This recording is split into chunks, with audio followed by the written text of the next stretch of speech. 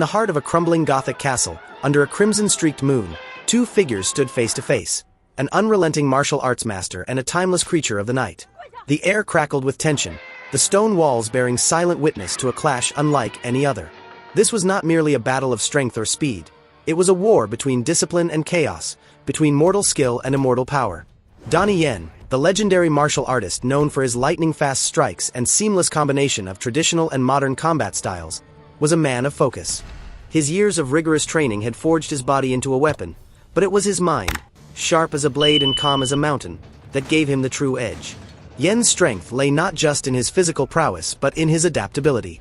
Whether it was Wing Chun's precise handwork, the fluidity of Tai Chi, or the explosiveness of modern MMA techniques, Donnie Yen was a master of motion, a storm that could shift from gentle winds to a raging tempest in an instant.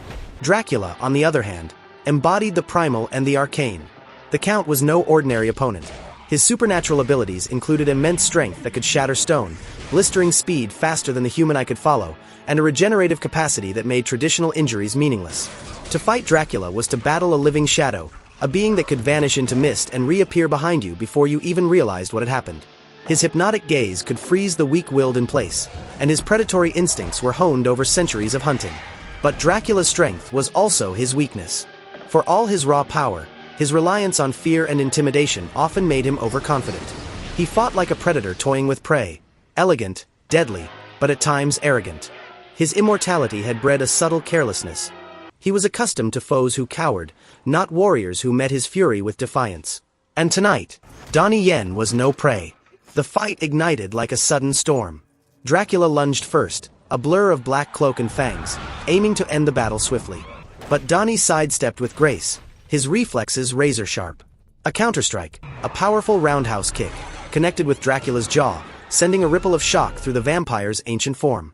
For the first time in centuries, Dracula tasted pain. What followed was a dazzling exchange. Donnie Yen's movements were a symphony of precision, every punch calculated, every kick a perfect blend of power and speed. His footwork kept him just outside Dracula's reach, exploiting the Count's slight delay in reaction.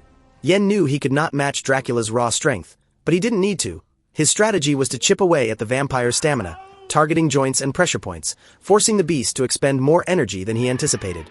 Dracula's fury grew. He summoned his dark magic, morphing into a cloud of bats and reappearing behind Yen. Yet Donnie's instincts were honed to a razor's edge. A backfist strike met Dracula mid-transformation, catching him off guard. The Count snarled, his fangs bared, but his attacks grew sloppier with each failed attempt to land a fatal blow. The turning point came when Donnie Yen realized the secret to Dracula's undoing. The vampire's strength lay not just in his physical form but in the psychological advantage he wielded over his victims. But Yen was unshaken, his spirit unyielding. By refusing to fear the Count, Donnie stripped Dracula of his most dangerous weapon.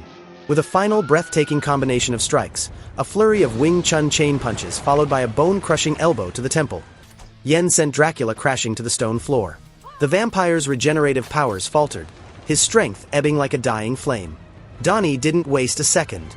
With a swift, decisive move, he drove a wooden stake, hastily fashioned from a broken piece of the castle, into Dracula's heart. Silence fell. The ancient monster, a symbol of eternal darkness, crumbled to ash. Donnie Yen stood victorious not because he was stronger or faster, but because his discipline, adaptability, and unbreakable spirit outmatched Dracula's arrogance and reliance on fear. The night belonged not to the immortal, but to the master who turned every ounce of his mortal will into an unstoppable force. The castle remained, but its shadow was gone. Donnie Yen had not just defeated a vampire, he had shattered a legend.